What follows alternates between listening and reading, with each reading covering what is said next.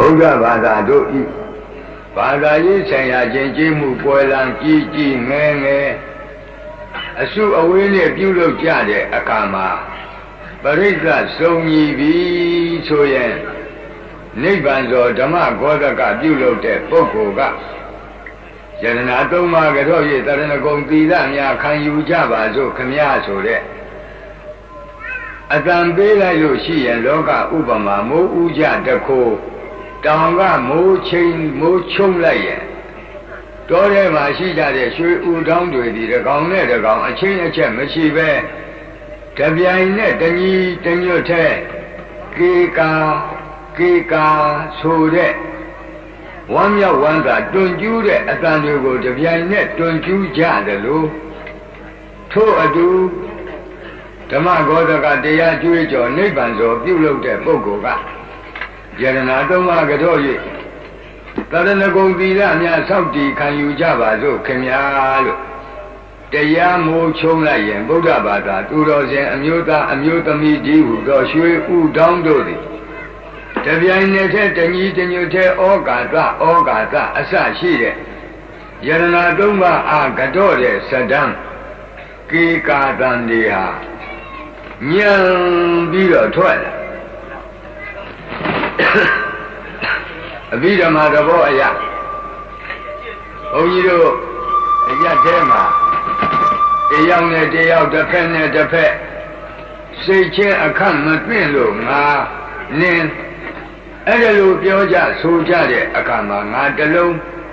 နင်းတစ်လုံးရိုင်းပြတဲ့အတန်ကြီးတစ်လုံးဖြစ်ပေါ်လာဖို့ရန်အတွက်ဒေါသမှုအကုသိုလ်ဇောတွေဟာ49ကဒေါသမှုအကုသိုလ်ဇောစိတ်တွေဖြစ်မှနင်းဆိုတဲ့ရိုင်းပြတဲ့အတန်ကြီးတတန်ငါဆိုတဲ့ရိုင်းပြတဲ့အတန်ကြီးတတန်ဖြစ်ပါအကုသိုလ်ဘက်မှာ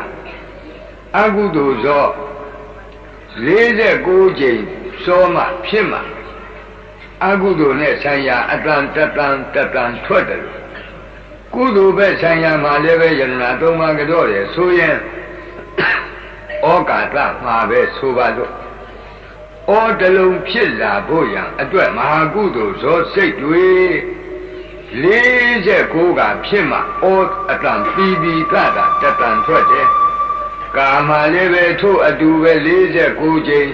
သမာလည်းပဲ49ကြိမ်အဲ့ဒီလိုကုသိုလ်ဇောစိတ်တွေ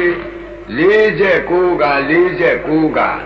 တတန်မှတို့မှရတယ်လို့စိတ်ထဲကြိုတင်အာယံဝမ်းမြောက်ကြပါအဲ့ဒီဇာဖိုက်တွေသည်ဆိုလိုရင်းကတော့ဘုရားတရားတန်ခါယရဏသုံးပါးအပေါ်မှာမတော်တဆငယ်စဉ်တောင်ကြီးကလေးဘဝဘုရားမှန်တရားမှန်တန်ခါမှန်မသိတဲ့အချိန်ကမတော်တဆပြုမှပြောမှကြံမှခဲ့တော့ကာယကံဝစီကံမနောကံအပြစ်သဗ္ဗဒေါသဆိုတဲ့အတိုင်းအပြစ်ဖေးအညစ်အကြေးများမိမိကိုယ်မှလိမ့်ထိန်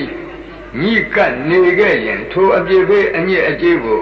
ယရဏသုံးပါးအာရှိခိုးကြောတဲ့ပဏာမစေရနာပြဋ္ဌာန်းသောမဟာကုသိုလ်စိတ်စေတသိက်ဆိုတဲ့ရေကြီးရေအေးဖြင့်ပထမဒုတိယတတိယတစ်ကြိမ်နှစ်ကြိမ်သုံးကြိမ်တိုင်အောင်ဆေးကြောဖွင့်လျော်လိုက်အဲဒီလိုဆေးကြောဖွင့်လျော်တဲ့အနေတစ်ကြိမ်နှစ်ကြိမ်သုံးကြိမ်မြောက်အောင်ဘုရားယရဏတရားယရဏသံဃာယရဏမြတ်သုံးပါးတို့ကိုဘုရားတပည့်တော်အယုသေးအလေးမြတ်လက်အုပ်မိုးရရှိခိုးပူဇော်ဖူးမြော်မှန်းလျော့ကြော့ပါဤအရှင်ဘုရားဆိုတဲ့ဤအချိန်မှာတတန်၌မဟာကုသိုလ်ဇောတွေ49ကဆိုတော့မဟာကုသိုလ်ဇောစိတ်တုပ္ပတိဟုတော့ရေတွေနဲ့မိမိတို့ခန္ဓာအစဉ်ကိုတတွန်းဆေးကြောပြီးပြီအဲ့ဒီအချိန်မှာမိမိတို့ခန္ဓာအစဉ်၌ယရဏသုံးပါးနဲ့ပတ်သက်သောကာယကံဝစီကံမနောကံအပြစ်အညစ်အကြေးဟာအနည်းငယ်များမရှိတော့ဘူးရေ3ကြိမ်ချိုးပြီးလို့ခန္ဓာကိုယ်စင်ကြယ်နေတဲ့အမျိုးသမီးအမျိုးသားလို့တခါလည်းဖြစ်သွားအဲ့ဒီအခါမှာလူလောကသဘောရေစင်ကြယ်ဆေးချိုးပြီးတဲ့အမျိုးသမီးအမျိုးသားတွေမိဘထံဘာတောင်း ရေချိုးပြီးလို့ခန္ဓာကိုယ်တွန့်ဆင်းနေတဲ့အချိန်မှာပန်းကောင်းပန်းညင်နဲ့အဝတ်ကောင်းဝတ်ခြင်းနဲ့နတ်လာကောင်းလင်းညင်ပန်းကောင်းပေးပါအဝတ်ကောင်းပေးပါနတ်လာကောင်းပေးပါတောင်းတယ်လို့တောင်းတယ်လို့ပဲခြေပေါက်လက်ခါတောင်းတယ်ထို့အတူဘုရားဘာသာအမျိုးသားအမျိုးသမီးတို့လည်းမိမိတို့ထိုအချိန်စင်ကြယ်သောကိုယ်ခန္ဓာရှိနေတဲ့အချိန်မှာသီလပေးမဲ့သင်္ဃာတော်ကိုခြေပေါက်လက်ခါမိဘထံသာသမီတောင်းတယ်အာမန္တိတိကရဏေနသာပင်စသီလံဓမ္မံယာစာမိအရှင်ဘုရားတပည့်တော်ဒီခုအချိန်အင်မတန်စင်ကြယ်သောခန္ဓာကိုယ်ရှိနေဒီစင်ကြယ်သောခန္ဓာကိုယ်ရှိနေတဲ့တပည့်တော်သည်အရှင်ဘုရားဓမ္မတရဏဂုံသုံးခန်းဒီဟူသောဥဆိုင်ပန်းတွေ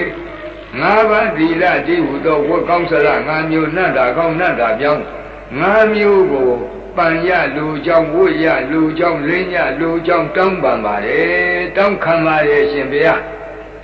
အနုကံကတ္တဝါသီလံဒီထမေဗန္တိဗန္တိအရှင်ဘုရားအနုကံချီးမြှောက်မှုကိုကတ္တဝါပြု၍မေတပြည့်တော်အာသီလံကရဏဂုံသုံးခန်းဥဇိုက်ပန်းနှင့်တကွာ၅ခန်းသောသီလဒီဟူသောဝတ်ကောင်းစလ၅မျိုးနတ်တာကောင်းနတ်တာပြောင်း၅မျိုးကိုဒီထကရုဏာရှိရှုပေးတော်မူကြပါကုန်ဖျားတောင်းတောင်းကမှတစ်ချိန်မကဘူးဒုတိယပေးနှစ်ချိန်မြောက်လေထို့အတူပါဠိလိုတောင်းတတိယံပြီးသုံးချိန်မြောက်လည်းပဲထို့အတူပါဠိလိုတောင်းတော့သီလပေးတဲ့ကိုယ်တော်ကဘာအတန်ပေးလိုက်ယမံဝဒမိတံဝတိထာတရားတော်မတွေကဘာဆိုလိုက်တော့အာမဗန္တိဘာလို့ကြတာတော့ဆရာတကားလို့ဆိုရင်ပြောတတ်ပါစေယမံဝဒမိတံဝတိထလို့ဆိုလိုက်တဲ့သီလပေးတဲ့ကိုယ်တော်ရဲ့ဆိုလိုရင်းကတရားဓမ္မအပေါက်သူတော်ကောင်းတို့ကရဏဂုံဆိုတဲ့ဥဆိုင်ပန်းတွေ၅ပါးသီလဆိုတဲ့ဝတ်ကောင်းစလ၅မျိုးတဏိနတ်တာပြောင်းနတ်တာကောင်း၅မျိုးဟာဗဂတိပန်းဗဂတိအဝတ်ဗဂတိနတ်တာလို့အထေတရဝတ္ထုကြီးနဲ့ကင်ပြီးရော့ပန်းဟဲ့ရော့ဝတ်ဟဲ့ရော့လိမ့်ဟဲ့အဲ့ဒီလိုအထေတရားနဲ့ကင်ပြီးတော့ပေးလို့ရကောင်းတာမဟုတ်ဘူးနှုတ်ကမြွတ်ပြီးတော့ဆို၍သောက်တီမှရကောင်းတဲ့တရဏဂုံပန်းရကောင်းတဲ့၅ပါးသီလဝတ်ကောင်းစလနတ်တာကောင်း၅မျိုးဖြစ်တယ်ဒီတော့ရှေ့ကနေပြီးတော့သောက်တီပုံကိုဆိုပေးမယ်အဲ့ဒီဆိုပေးတဲ့သောက်တီပုံကိုမမှားအောင်လိုက်ဆိုကြဒီအတိတ်ပဲတော့သီလပေးတဲ့ကိုယ်တော်ကယမံဝဒမိတံဝတိထာသာတော်နှလုံးပြောင်းပြောင်းသူတော်ကောင်းတို့ယံအကျဉ်းကရဏဂုံသောက်တီပုံ၅ပါးသီလခံယူသောက်တီပုံကိုအာငါဒီဝဒမိရှေ့ကတိုင်တဲဆို၍ပေးပါအံတန်ထူငါဆို၍ပေးတဲ့၅ပါးတရဏဂုံသောက်တီပုံ၅ပါးသီလသောက်တီပုံပါဠိကိုတုံမေသင်သူတော်ကောင်းတို့သည်ဝတိထအတုလိုက်ကဆိုကြပါတိုက်တွန်းတယ်မမအောင်လိုက်ဆိုကြနော်လို့တလူတိုက်တွန်းတော့တရားဓမ္မကအာမဗန္တိရှင်ဖေယအာမကောင်းပါပြီအရှင်ဖေယလို့ဆိုလို့ထိုအခါသီလပေးတဲ့ကိုယ်တော်ကဘာစပေးလိုက်ဘာစပြီးတော့ရွတ်ပေးဆိုပေးလိုက်တယ်နမောတတ္တဗုဒ္ဓဝတ္တောအရဟတောသမ္မာသမ္ဗုဒ္ဓတ္တဘုရားရှိခိုးစာပိုက်ကလေးလေးကစဆိုနိုင်တယ်ဆိုနိုင်လို့စာပိုက်တိုးလို့များတန်ဖိုးနေတဲ့မအောင်မင်းနဲ့မြတ်စွာဘုရားရဲ့ဂုဏ်တော်တွေမြောက်များစွာရှိတဲ့အ낵ကလူတကာနတ်တကာမြမာတကာတို့ရဲ့နှုတ်ဖြားမှာအလွန်ထင်ရှားတဲ့ဘဂဝါဂုံအရဟံဂုံသမ္မာသမ္ဗုဒ္ဓဂုံဆိုတဲ့ဂုံတော်ကြီး၃ပါးနဲ့ဘုရားကိုရှိခိုးတဲ့စာပိုက်ဖြစ်ပါတယ်ဒါကြောင့်ဘုရားကရဏဂုံမခံခင်၅ပါးသီလမဆောက်တည်ခင်ရှိဥစွာမြတ်စွာဘုရားအားတူတူချင်းချင်းနဲ့လူရင်းထိကြိုက်အောင်ရှိခိုးကြအောင်စို့အဓိပ္ပာယ်နဲ့သီလပေးတဲ့ကိုယ်တော်ကနမောတတ္တဗုဒ္ဓဝတ္တောအရဟတောသမ္မာသမ္ဗုဒ္ဓတ္တရှေ့ကတိုင်တယ်ဆိုပေးလိုက်ဒကာယုံမတွေကတစ်ခေါက်ပဲသီလပေးတဲ့ကိုယ်တော်ကတိုင်တယ်ဆိုပေးပေမဲ့ဒကာယုံမတွေက၃ခေါက်အဓိပ္ပာယ်ရှိ အနှစ်ပိจิဘဂဝါတော်ဘဂဝါဂုံတော်ယင်ဖြစ်တော်မူထတော်အရဟတောအရဟံဂုံတော်ယင်ဖြစ်တော်မူထတော်သမ္မာသမ္ဗုဒ္ဓတာသမ္မာသမ္ဗုဒ္ဓဂုံတော်ယင်ဖြစ်တော်မူထတော်တတ္တထိုမြတ်စွာဘုရားအာနမောယူသိမြတ်တို့ရှိခိုးဥညွတ်ပါ၏ဖျားဘုရားရှိခိုးတဲ့စာပတ်မြတ်စွာဘုရားရဲ့ဘဂဝါဂုံအရဟံဂုံသမ္မာသမ္ဗုဒ္ဓဂုံတော်ကြီး၃ပါးနဲ့ချီးကျူး၍ဘုရားကိုရှိခိုးတဲ့စာပိုက်ဒီစာပိုက်ဖြင့်တရားမင်းကြီးလည်းပဲတက်ကပင်ညတော့လာ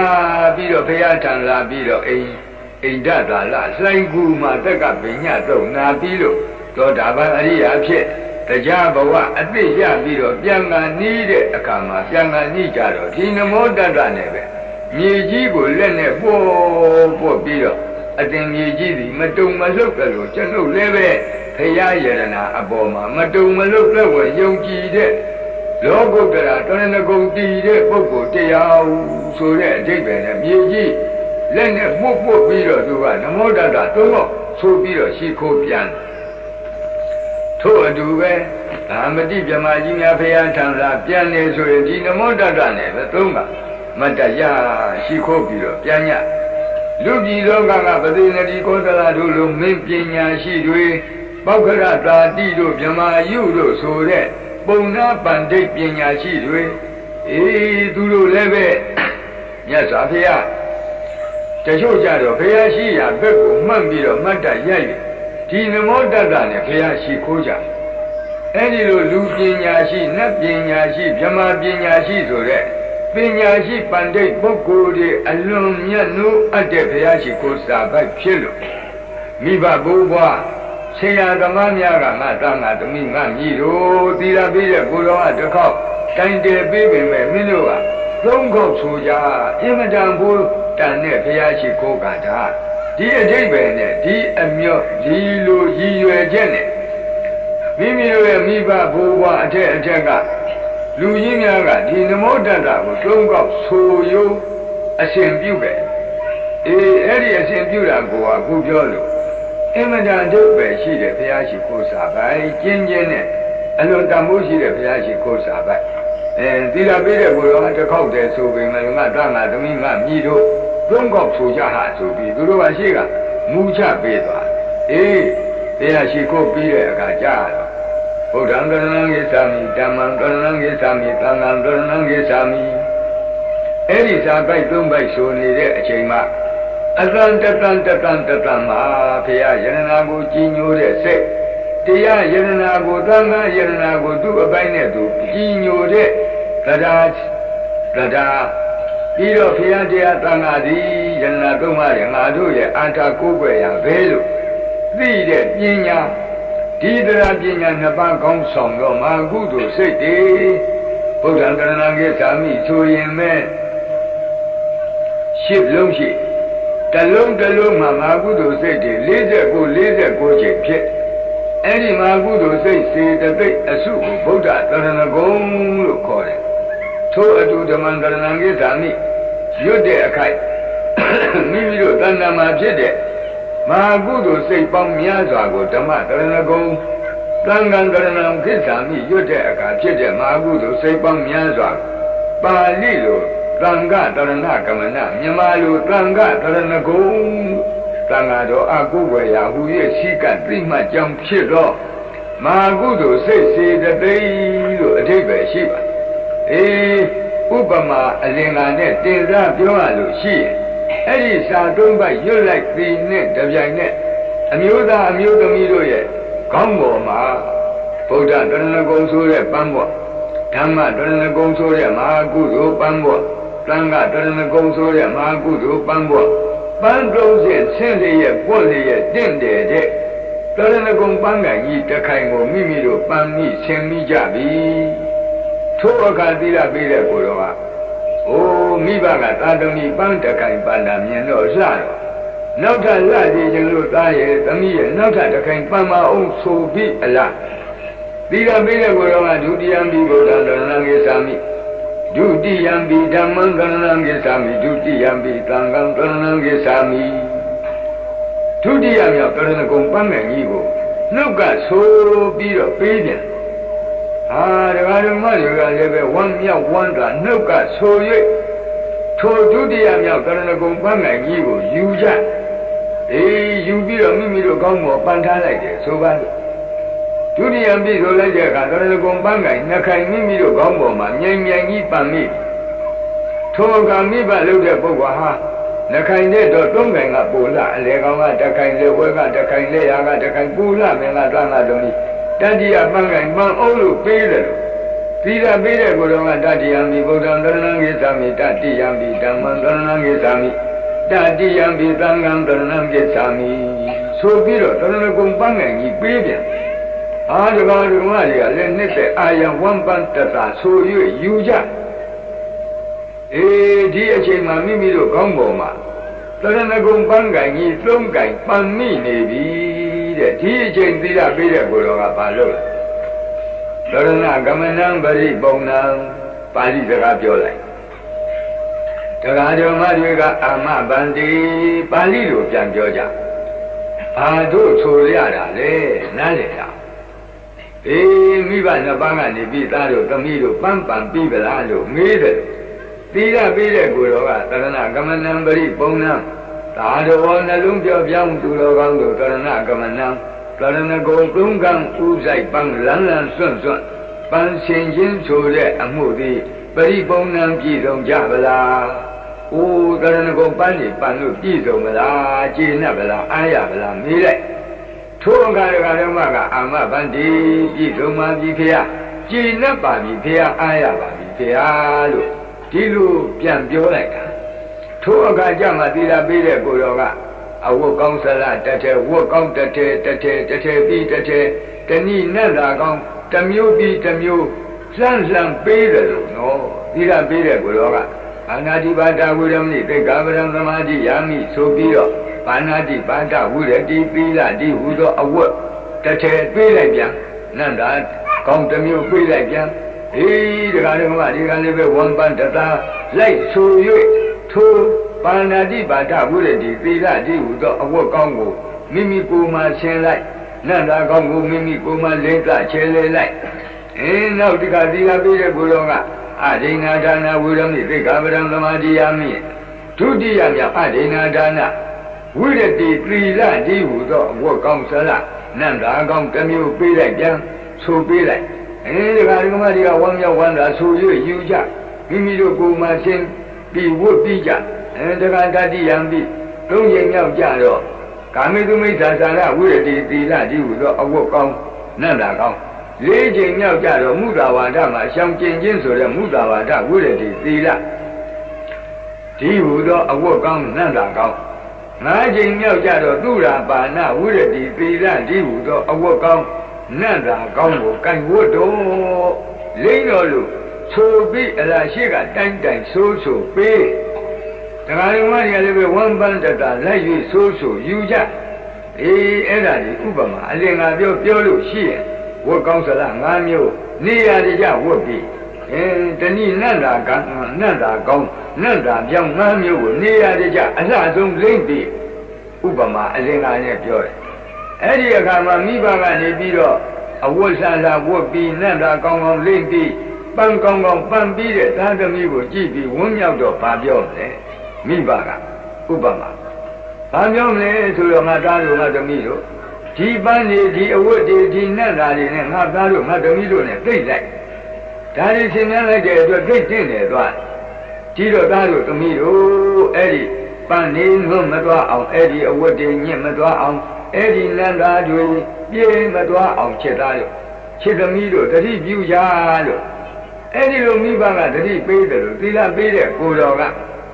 တိတရဏိနသာပင်စင်ကသီလံသာဓုကံကတ္တဝအပမဒိနသံပါတိထာပြောလိုက်ဟာဒကာဓမ္မတွေကအာမဗန္တိဆိုလိုက်ဘာလို့တော့အဓိပ္ပာယ်သိကြတယ်မသိတယ်တော့မသိဘူးနော်သူကတော့အပေးအယူကတော့ပါဠိကတော့ဖြောင်းသီလပေးတဲ့ကိုယ်တော်ကသာတော်နှလုံးပြောင်းသူတော်ကောင်းတို့ဒုမေသင်တို့သည်တိတရဏိနတရဏဂုံတုံကံဥဆိုင်ပန်းနှင့်သာဟတဝ ပင်စင်ကသီလ၅ပါးသီလကြည့်ဟုသောဝတ်ကောင်းသလ၅မျိုးနတ်သားကောင်းနတ်သားပြောင်း၅မျိုးအခုဆင်ပြီးဝတ်ပြီးပံပြီးတဲ့တရဏဂုံပန်းတွေသီလကြည့်ဟုသောအဝတ်ကောင်းသလတွေနတ်သားကောင်းသူကိုသာဓုကံကတ္တဝတတိမြင်းမြင်းမြန်မြန်ထားပြီးတော့အဗမာတိနာမမိမလျောတဲ့တတိဖြင့်သံပါတိထတရဏဂုံပန်းတွေနွမ်းမသွားအောင်ငါးပါးသီလဆိုတဲ့အဝတ်ကောင်းသလ၅မျိုးနတ်သားကောင်းနတ်သားပြုံး၅မျိုးညစ်မသွားအောင်ပြေမသွားအောင်အေးကြီးစွာသောတတိဆောင်လျက်သံပါတိထမကျိုးမပေါက်မကြမပြောက်ရအောင်ထိမ့်သိမ့်ဆောင်လျှောက်ပြည့်စုံကြပါစေလို့တိုက်တွန်းစကားပြောတယ်ဒီမှာတရားဓမ္မတွေကအာမဗန္ဒီကောင်းပါပြီအရှင်ဘုရားလို့ဝန်ခံလိုက်ကြဤအခုအချိန်นี้မိမိတို့ပြီးခဲ့သောလုပ်ငန်းစဉ်ရဲ့တန်ဖိုးကိုဝန်တာအောင်ပြောပြီးတဲ့အချိန်ဒီအချိန်မှာမိမိတို့ကိုယ်၌ကရဏဂုံတိဟူသောဥဆိုင်ပန်းတွေငါးပါးသီလတိဟူသောအဝတ်ကောင်း၅မျိုးနတ်သားကောင်း၅မျိုးကိုပန်ပြီးဝတ်ပြီးလိမ့်တပြီးသောအနေမှာဓမ္မနယ်ပယ်ကကြည့်ရင်ရောက်နေတယ်အဲဒီရောက်နေတော့လောက၌အဝတ်ကောင်းဝတ်ပြီးနတ်သားကောင်းလိမ့်ပြီးပန်းကောင်းပန်ပြီးတဲ့အမျိုးသမီးအမျိုးသားတွေဘာလို့လဲမင်္ဂလာပွဲတော်ပင်ဝန်းနေအေးတို့အတူပဲတရဏဂုံပန်ပြီးတော့ငါးပါးသီလဝတ်ကောင်းသလ၅ပါးဝတ်ပြီးတော့နတ်သားကောင်း၅မျိုးလိမ့်တပြီးတော့တို့အမျိုးကောင်းသားအမျိုးကောင်းသမီးများသည်တရားမင်္ဂလာပွဲကိုဝင်ရအောင်တဲ့